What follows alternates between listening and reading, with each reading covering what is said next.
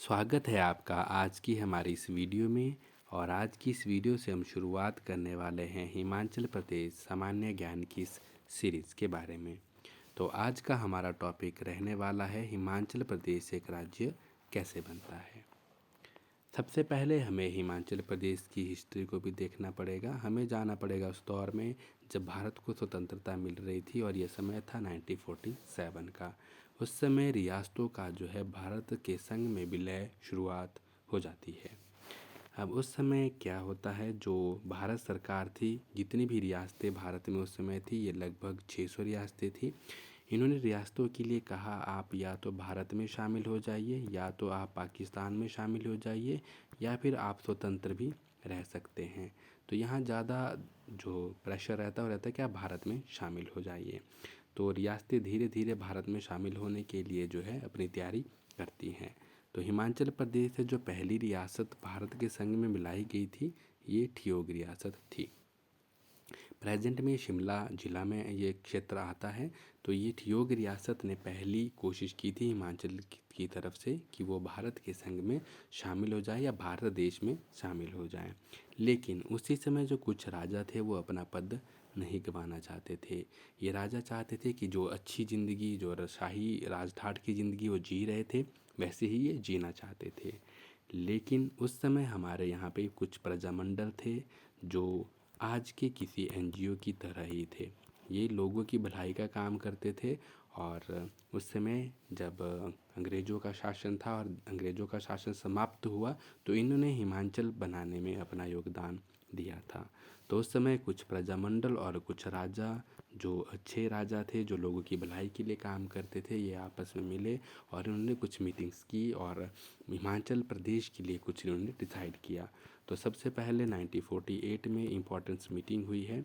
उस समय एक राजा थे दुर्गा सिंह, जो बघाट रियासत के राजा थे। इनकी अध्यक्षता में एक मीटिंग हुई थी और प्रजामंडल के लोग भी इसमें आए थे। इन्होंने डिसाइड किया उस समय कि पहाड़ी प्रांत नाम से एक राज्य की हम जो है स्थापना करेंगे, और जो रियासतें अभी नियर बाय उनकी पहाड़ी पहाड़ी रियासतें थी उनको मिला के हम पहाड़ी प्रांत नाम का एक राज्य बनाएंगे।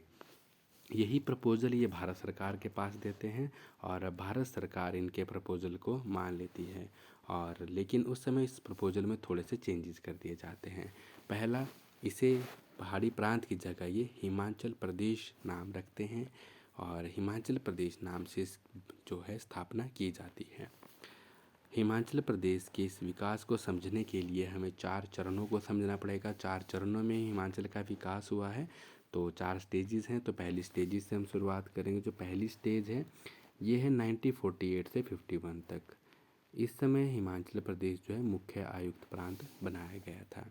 तो इसकी जो नेसेसरी चीज़ें हैं इस चरण की, वो हम देख लेते हैं। सबसे पहले हिमाचल प्रदेश की जो स्थापना की गई है ये 15 अप्रैल 1948 को की गई थी। और इस समय हिमाचल प्रदेश को एक मुख्य आयुक्त प्रांत, चीफ कमिश्नर प्रोविंस बनाया गया था। ये पूर्ण राज्य या राज्य नहीं बना था। राज्य की तरह ही एक राज्य का प्रकार था। मुख्य आयुक्त प्रांत नाम से हिमाचल प्रदेश राज्य की स्थापना की गई थी। और इसको चलाने के लिए जो मुख्य शासक होता था, ये मुख्य आयुक्त नाम से एक पोस्ट जो है जनरेट की गई थी।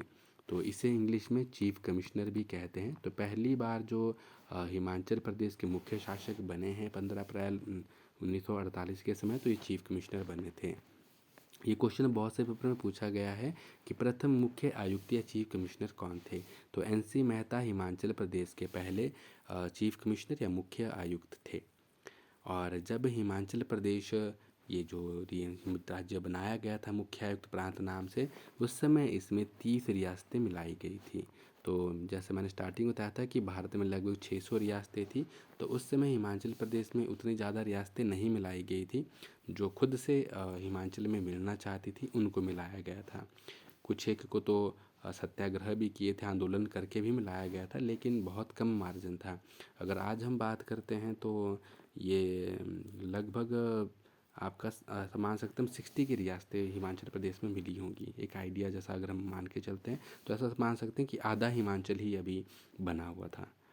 अगर हम बात करते हैं तो ये 2 रेशो में है, 26 शिमला हिल स्टेट और 4 पंजाबी पहाड़ी रियासतों से मिलाकर जो है हिमाचल प्रदेश बनाया गया था। तो ये 26 शिमला हिल स्टेट थी, इनसे जो ज़िला बनाया गया था ये महासू ज़िला बनाया गया था। और ये जो 4 पंजाबी पहाड़ी रियासतें थी, ये थी चंबा रियासत, इससे बना था चंबा ज़िला। दूसरी थी सिरमौर रियासत, और सिरमौर रियासत से बना था सिरमौर ज़िला।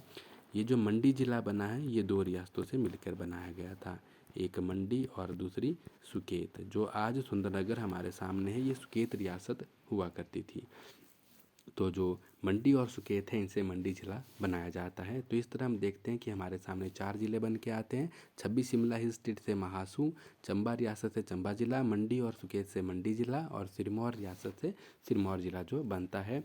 ये क्वेश्चन भी पूछा जाता है कि जब हिमाचल प्रदेश की स्थापना हुई थी तो कुल कितने ज़िले बनाए गए थे। ये 4 ज़िले थे जो हम अभी देख चुके हैं।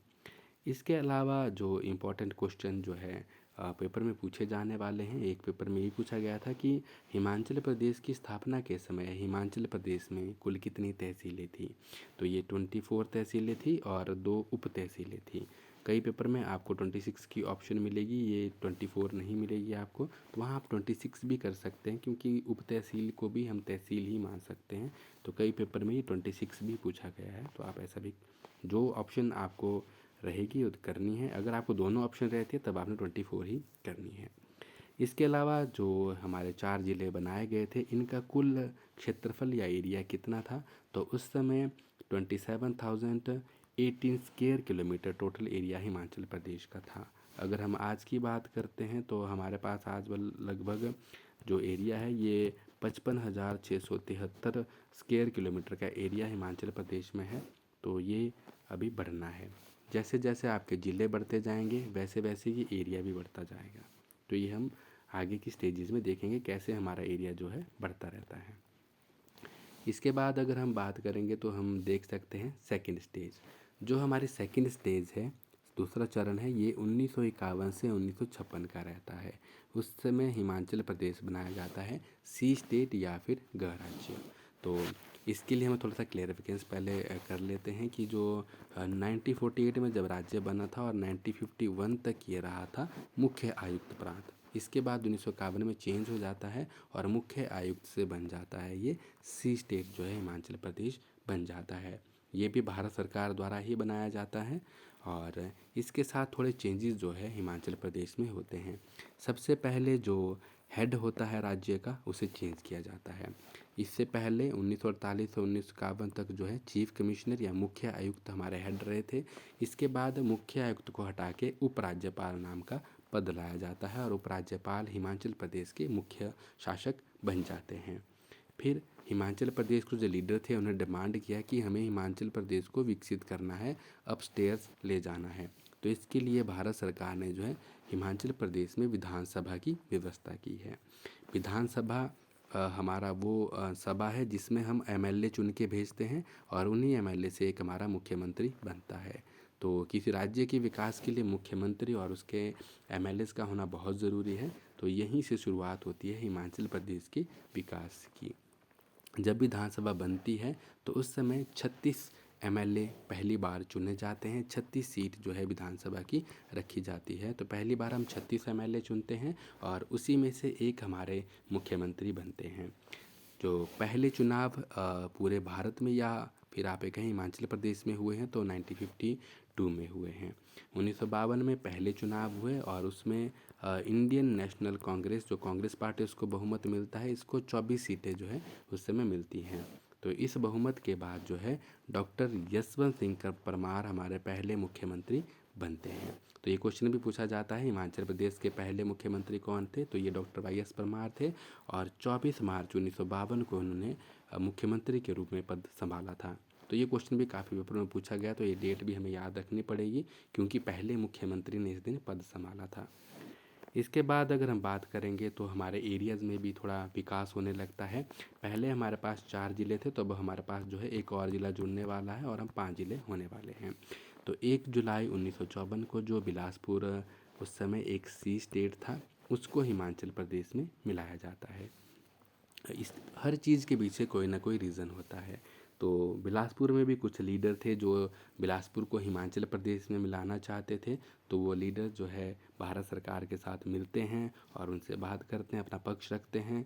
भारत सरकार को ये सही लगता है और वो बिलासपुर को हिमाचल प्रदेश में मिला देते हैं और इस तरह 1954 में हमारे पास कुल ज़िले हो जाते हैं 5। अब ये जो बिलासपुर अलग रखा गया था, इसके पीछे 2 रीज़न बताए जाते हैं। पहला कि जो बिलासपुर में भाखड़ा बांध बन रहा था, ये नेशनल प्रोजेक्ट था, इस वजह से अलग रखा गया था।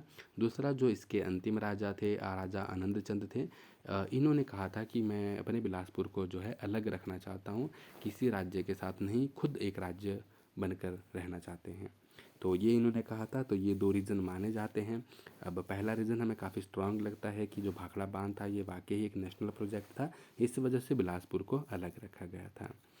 अब अगर हम इसका थोड़ा सा अगर हम रिवीजन कर लेते हैं, जो 2 स्टेजेस हमने की हैं, तो 1948 से 1951 तक हमारे पास जो हिमाचल प्रदेश रहा है ये चीफ कमिश्नर क्षेत्र या मुख्यायुक्त प्रांत रहा है।